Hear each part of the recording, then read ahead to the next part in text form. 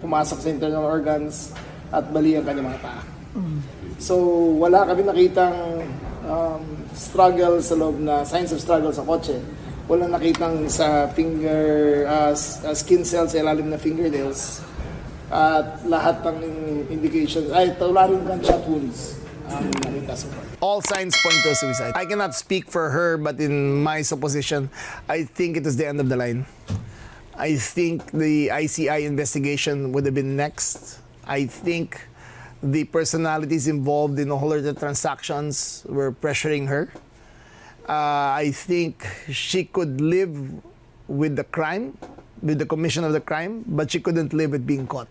Doesn't it all seem very fishy? I mean, even our senators and congressmen gusto ng probe sa biglaang pagkamatay/pagpapakamatay ni Jose Cabral, who, by the way, is apparently afraid of heights too. Biggest phobia? Heights? I mean, imagine that.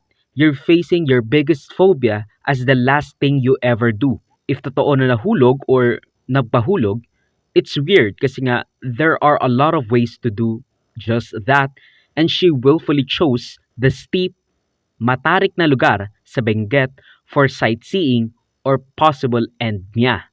So gaano ba talaga kahalaga si Cabral sa paghahanap ng hustisya para sa trilyong pisong flood control scandal to warrant such a conspiracy mode sa mga Pilipino, especially sa ating mga lawmakers?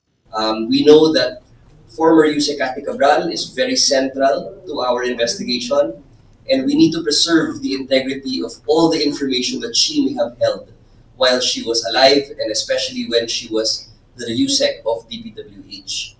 That have reached us, several reports that have reached us, that she has a list of these proponents and the projects. No? So this was a subject of an inquiry that was conducted by the Office of the Ombudsman. Well, kasama po siya sa maraming fact-finding investigations na nangyayari dito. Lalo na po at siya po ang kausap ng maraming proponents dito sa mga projects na ito.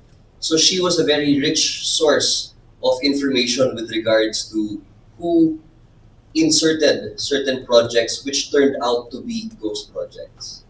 Opo, ma'am.